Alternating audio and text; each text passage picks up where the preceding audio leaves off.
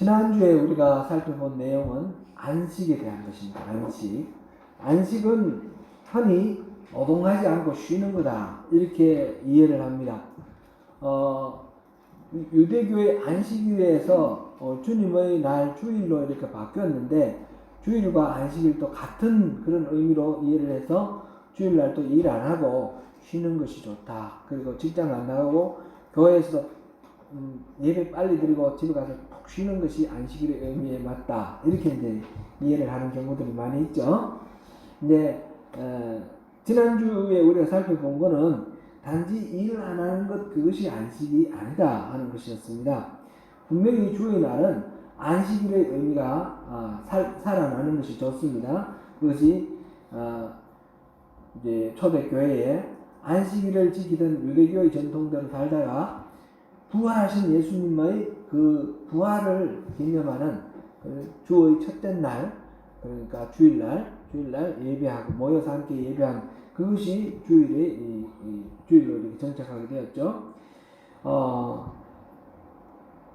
일하는 것은 그 창세기 3장 말씀에 비춰볼 때 타락한 이후에 땀을 흘리고 수고를 해야지 먹고 살 수 있다 했기 때문에 하나의 저주가 아닌가, 징계가 아닌가, 이런 이해를 할 수 있는데, 그러나 타락 이전에도 분명히 일을 했다라는 것을 우리가 봤습니다. 그래서 타락 이전의 노동과 타락 이후의 노동 차이가 무엇인가 우리 생각해 보았는데, 타락 이전의 노동은 하나님의 그 창조 질서 안에서, 하나님 뜻 안에서 하나님이 공급해 주시는 힘과 능력으로 하나님의 계획에 따라서 하나님이 위임해 주신 일을 하는 거였습니다.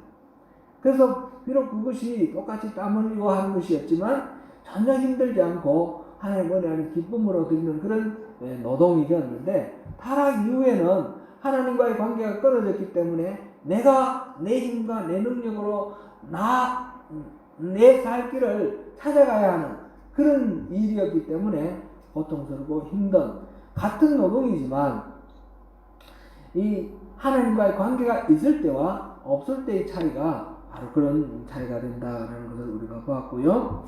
그래서 안식이라는 것은 단순히 노동하지 않는 것, 이걸 말하는 것이 아니라 내가 내 힘으로 하려고 하는 이런 모든 일들을 내려놓고 하나님의 그 질서 안에 들어가는 것, 하나님의 안식 안에 들어가는 겁니다. 하나님의 안식이 뭡니까? 일주일 동안 우주 만물을 창조하시고 제7일에 하나님은 안식하셨다, 이렇게 되는데, 그 안식은 하나님이 일주일 동안 열심히 일하시기 때문에 피곤해서 쉬신 게 아니라는 거죠. 이 창조가 완벽하기 때문에 완벽한 창조, 더 이상 새로운 창조를 하시지 아니하시고 창조된 하나님이 만드신 이 창조 세계를 관리하고 유지하고 그 생명을 이렇게 북돋는 그런 역할을 하는 것, 그것이 바로 제7일 안식일의 의미입니다. 그러므로 안식은 바로 이 하나님의 안식에 들어가는 것.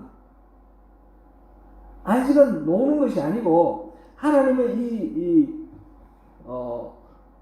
만드신 이 창조 세계를 보존하고 유지하고 또 생명력 있게 이렇게 활성화시키는 그런 역할을 하나님이 하시는 그 계획에 우리가 동참해서 있는 것이 바로 안식일의 의미입니다.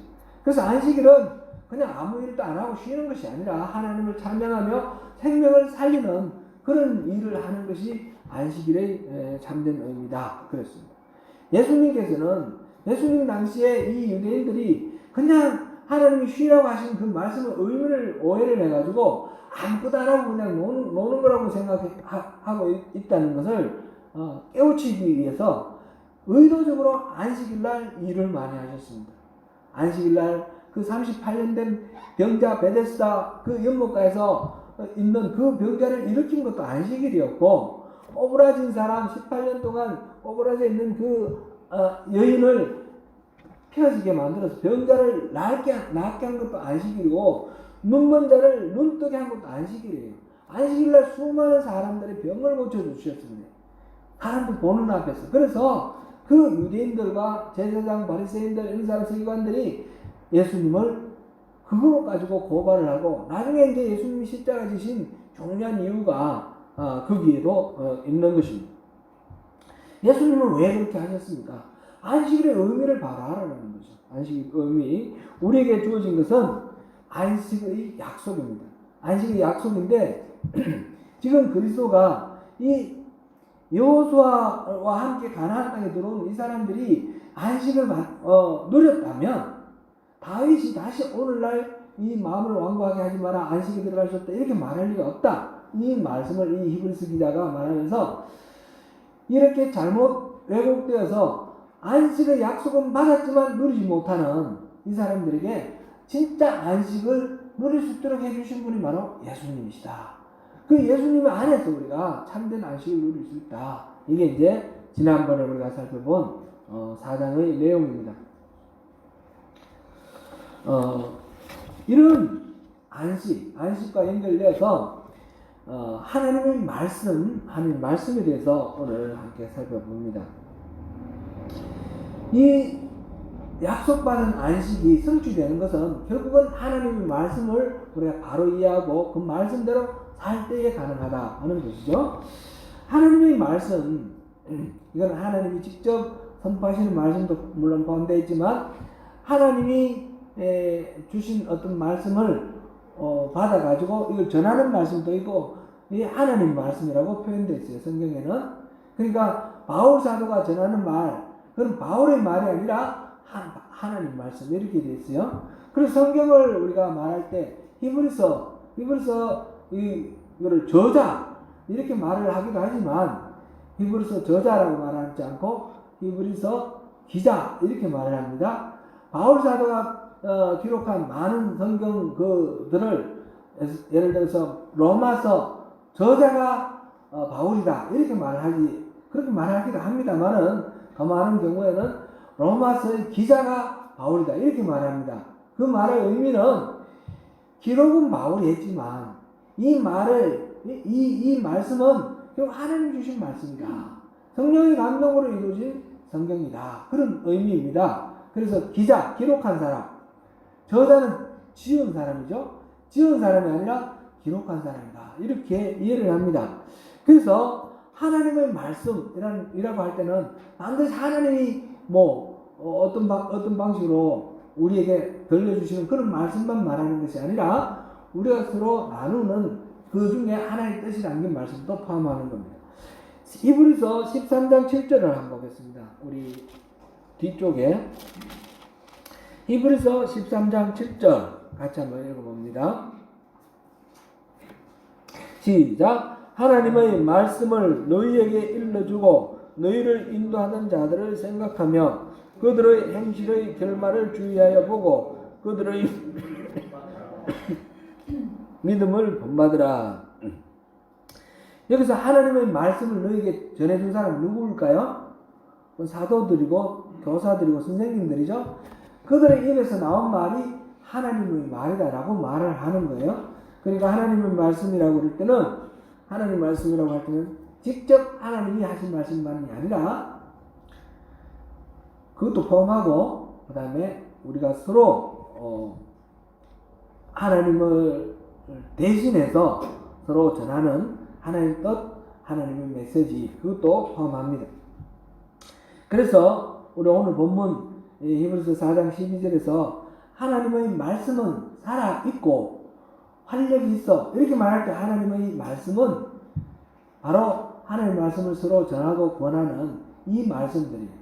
이게 이제 성경 말씀도 여기에 이게 나중에 자리를 잡은 것이 성경 말씀이 되어 있고 성경 말씀으로 자리 잡기 전에 서로 전하던 이 말씀까지 포함합니다.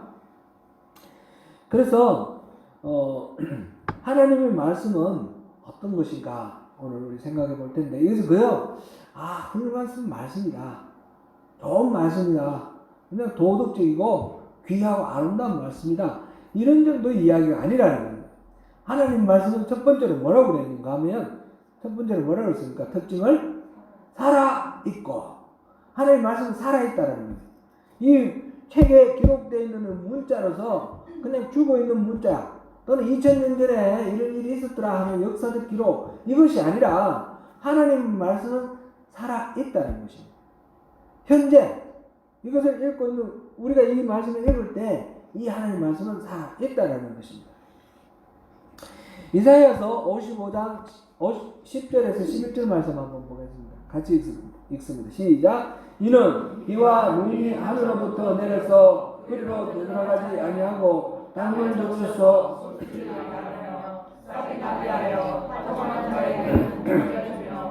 먹는 자에게는 양식을 준과 같이 내 입에서 나가는 말도 이와 같이 헛되이 내게로 돌아오지 아니하고 나의 기뻐하는 뜻을 이루며 내가 보낸 일에 형통하느니라. 하나님의 말씀, 하나님 입에서 나오는 말씀이라고 그랬는데요. 그 말씀을 듣고 또 서로 전할 때에 그 모든 하나님의 말씀은 헛되이 되돌아가지 않는다. 반드시 싹을 뿌리면 이게 자라가지고 열매를 맺어서 종자도 되고 또 양식도 되는 것처럼 하나님 말씀이 우리에게 종자도 되고 양식도 되는 그런 열매를 맺는다는 것입니다. 우리가 하나님 말씀을 전할 때에 때로는 정말 답답할 때가 있어요. 아무런 일도 일어나지 않고. 목사님들이 이제 간혹가다 그런 말씀 하셔요.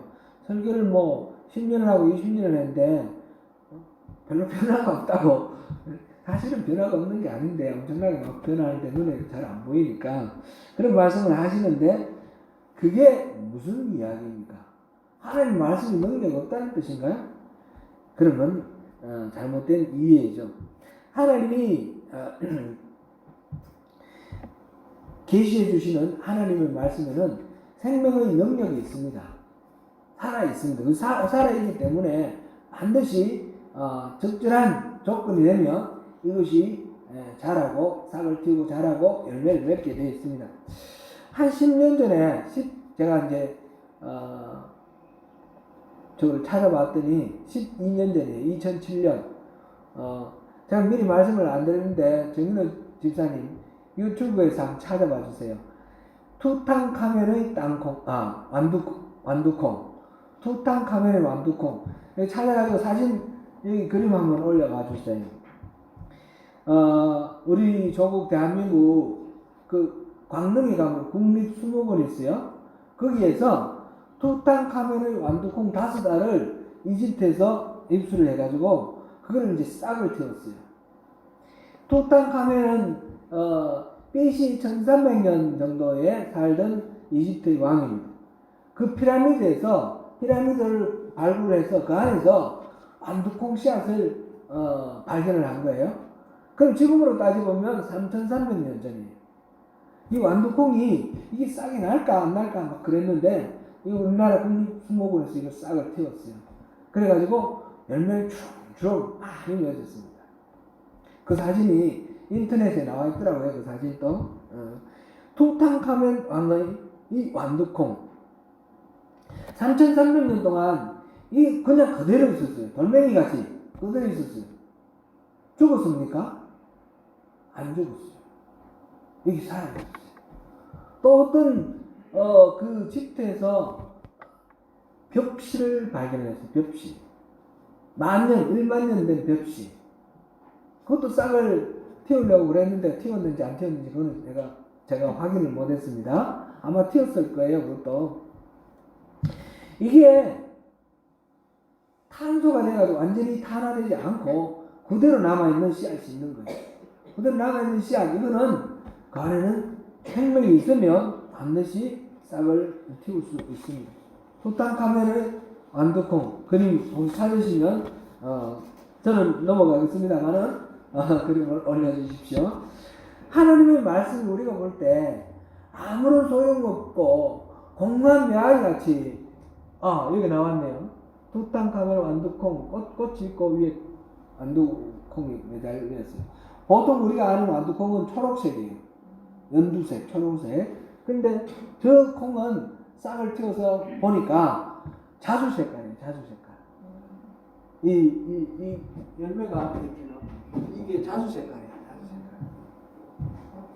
손으로 이렇게 받치고 있네요. 그죠? 예? 그 그림이에요. 3300년 됐지만 생명이 있으면 싹을 틔웁니다. 하나님 말씀 우리가 봤을 때 전혀 아무런 영향력도 없고 죽어버린 것 같은 그런 거지만, 그러나 그 하나님 말씀 자체가 생명이 없어서 그런 것이 아니라는 거예요. 적절한 온도와 습도 이게 제공되고 그 좋은 밭이 제공됐을 때 저 안주가 3,300년 만에 싹을 틔웠던 것처럼 하나님의 말씀도 적절한 그런 조건이 되면 이 싹을 틔우게 되어 있어요.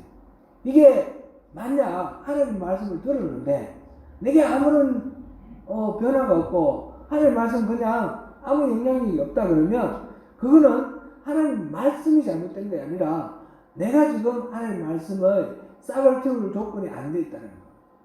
내가 누군가에게 전했는데 그것이 아무런 결실을 못 맺는다면 지금 이 사람에게 그 싹을 틔울 만한 그런 상황이 안 돼 있다는 것을 말합니다. 그러니까 그랬을 때 우리가 포기를 하거나 낙심을 할 필요가 없습니다. 하나님 말씀에는 생명력이 있다는 것을 확인할 필요가 있습니다.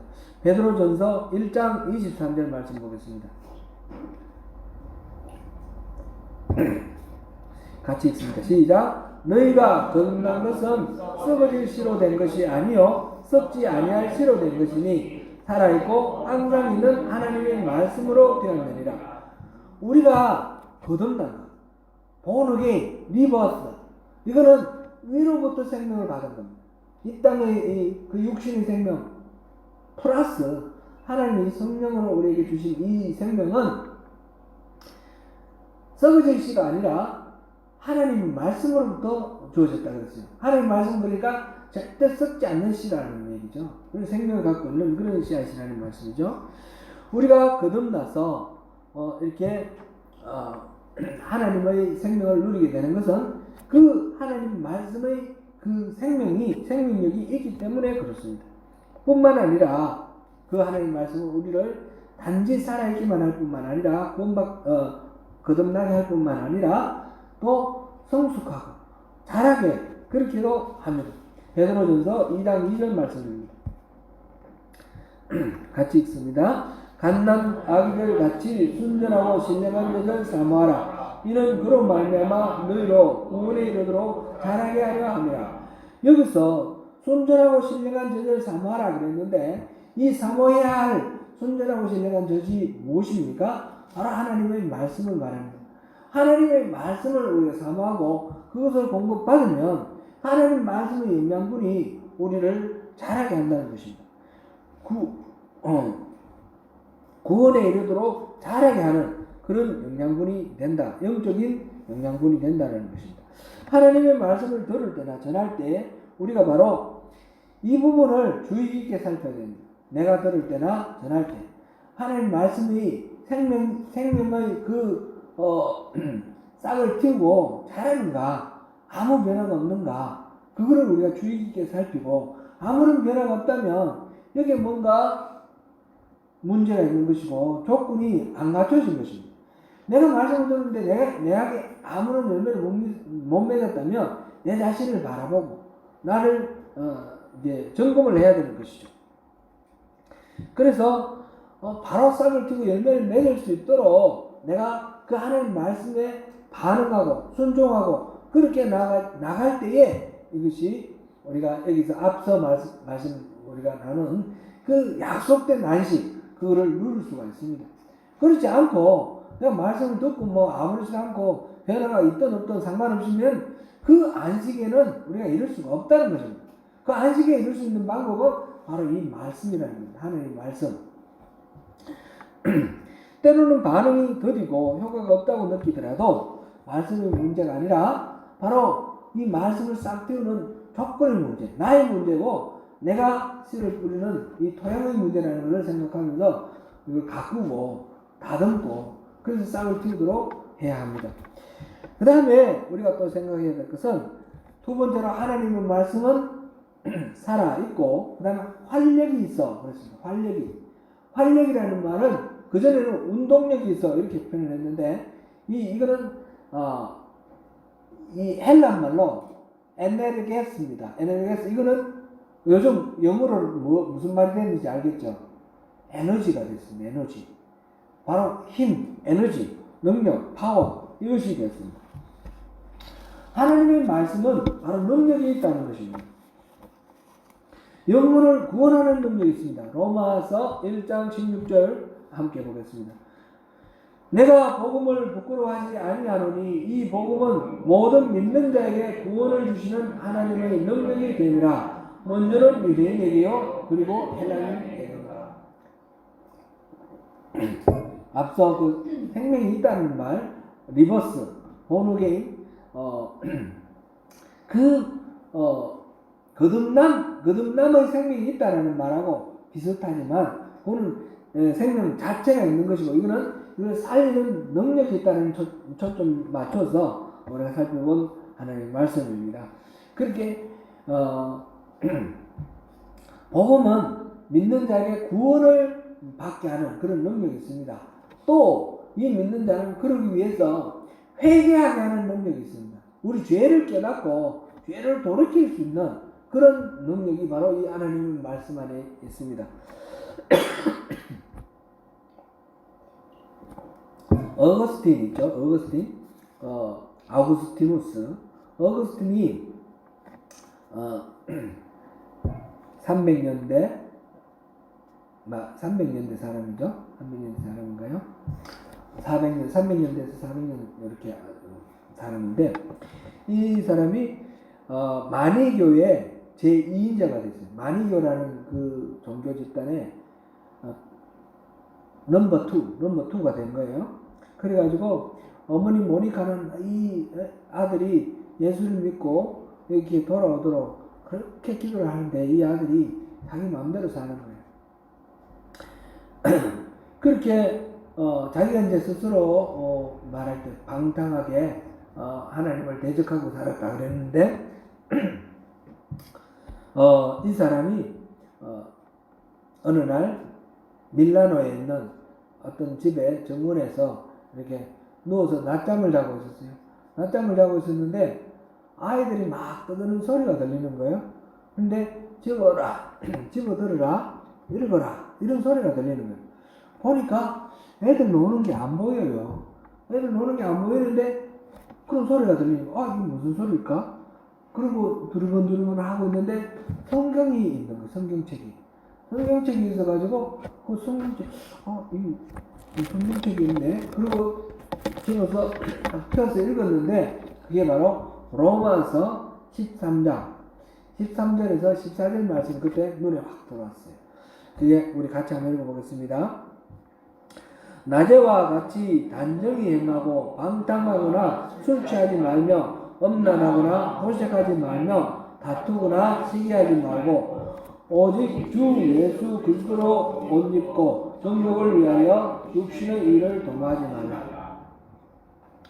이 말씀을 읽으면서 자기 자신의 삶의 전체가 보이는 거예요. 방탕하고 엄란하고 아무렇게나 살아가고 있는 자기 자신의 모습을 보고 이렇게 살아서는 안 되겠구나. 그래서 이 사람이 회심을 하고 바로 밀라노의 그 감독에게 가서 세례받고 이 사람이 기독교인으로 됐다고 그렇게 이제 전해집니다. 하나님의 말씀은 이렇게 사람을 근본적으로 새로운 인간으로 만드는 그런 능력이 있습니다. 죄를 회개하고 죄의 모든 억압 그 사슬로부터 벗어나서 참으로 참된 자유를 누릴 수 있는 그런 자유인으로 만드는 능력이 있습니다. 하나님 말씀은 이렇게 한 사람을 성결하게 만들 뿐 아니라 그를 계기로 해서 그 역사의 물길을 새롭게 만들어버리는 그런 능력이 있습니다. 우리가 아는 말틴 루터나 존 웨슬리 같은 사람, 바로 로마서 1장 17절 말씀, 의인은 오직 믿음으로 말미암아 살리라. 이 말씀에 부딪혀서 수도 없이 읽던 그렇게 익숙한 말씀이지만 그 말씀의 깊은 의미를 깨닫게 되었을 때에 그의 삶을 변화시켜줬고 바로 종교개혁의 지도자가 되었습니다. 10월 이날 마지막 주가 종교개혁주일인데 그 종교개혁, 그래서 개신교가 탄생을 한 거죠. 하나님과의 이 관계, 친밀한 그 관계, 그것이 우리 신앙의 본질이라는 것을 깨달았습니다. 믿음으로 하나님과 바로 서자. 그래서 마틴 루터가 종교개혁을 했고, 그로부터 한 200년 후에 존 웨슬리도 같은 말씀으로 종교개혁을 합니다. 그래서 감리교가 나왔습니다. 이들은 유럽 사회를, 그 당시 1500년대 유럽 사회를 변화시켰을 뿐만 아니라 1700년대 영국을 변화시키고 미국을 변화시키고 그 이후의 역사를 통해서 우리 조국 대한민국 우리의 나라를 또한 변화시켰습니다.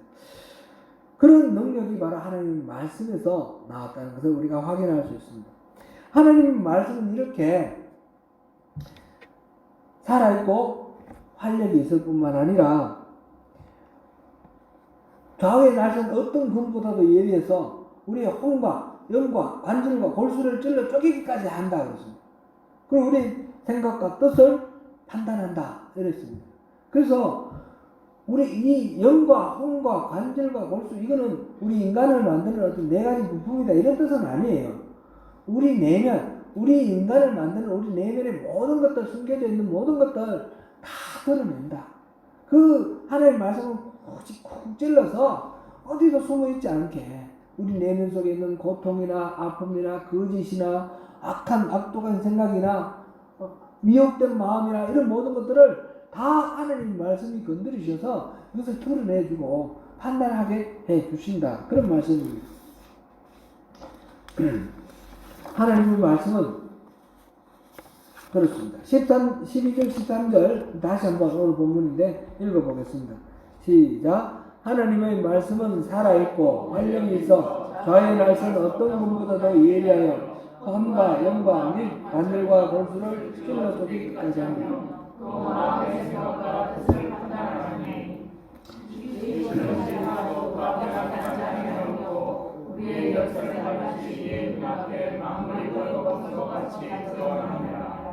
지금 이 말씀이 나오는 맥락이 뭔가 하면 하나님의 그 안식의 약속을 받았는데 우리 가운데 그 안식의 약속을 받아 누리지, 약속만 있는데 그 성취되지 못하고 이루어지지 못하는 그런 사람이 있을까?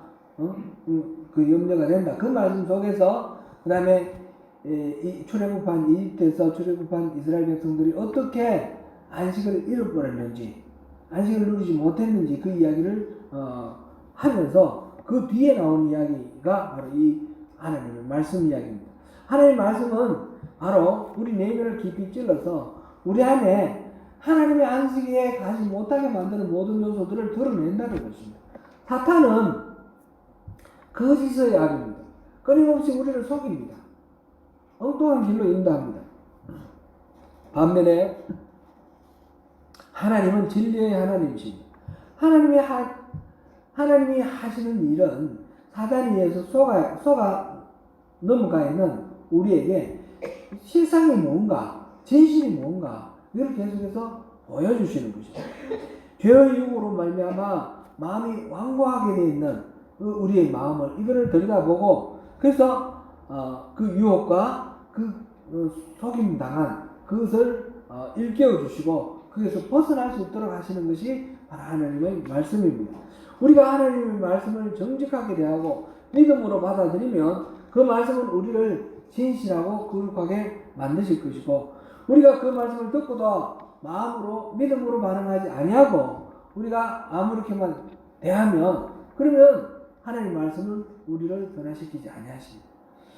이집트에서 출애굽한 그 이스라엘 백성들은 하나님을 끊임없이 경험하며 하나님의 음성을 들었지만 하나님을 그 음성에 순종으로 반응하지 않고 자기들의 어떤 필요를 채우는 데만 하나님을 부르고 하나님을 이용을 했습니다.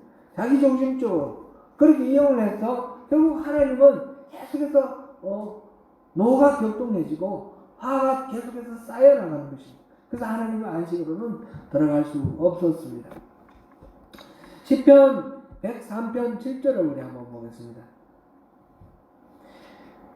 시작. 그의 행위를 모세에게 그의 행사를 이스라엘 자손에게 알리셨다. 여기서 행위를 모세에게 알리셨고 행사를 이스라엘 자손에게 알렸다니까 이 무슨 개역 한글로는 이 뜻이 잘 이해가 안 돼요.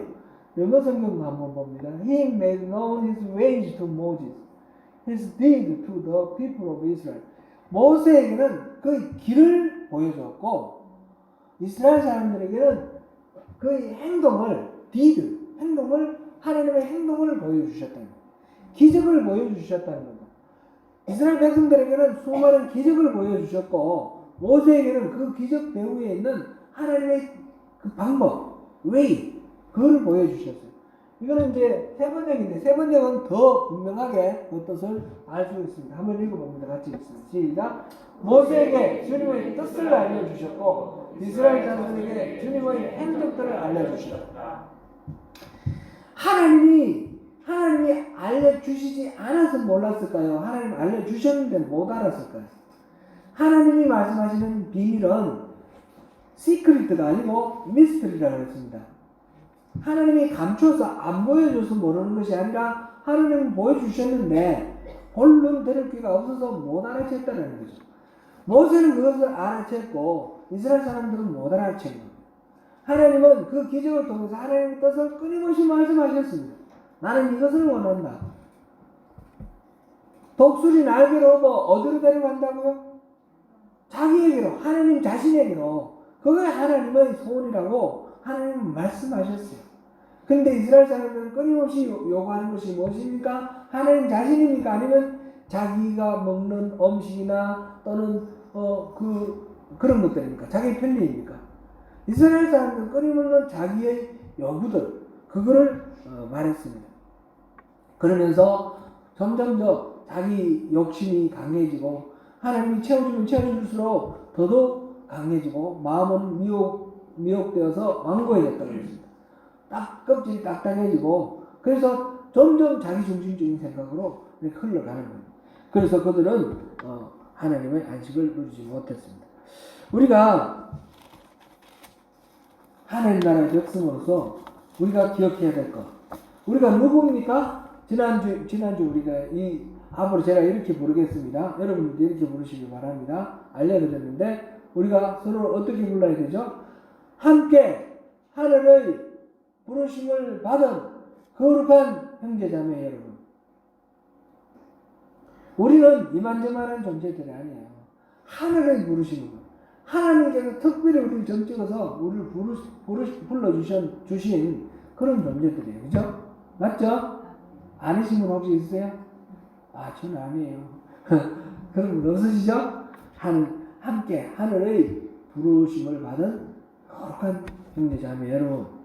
우리가 하나님의 말씀 앞에 순종으로 반응하여서 더욱 순전하게 믿음으로 나아갈 때 하나님께서 약속하신 그 하나님의 안식에 동참하는 저와 여러분 되시기를 축원합니다. 기도하겠습니다.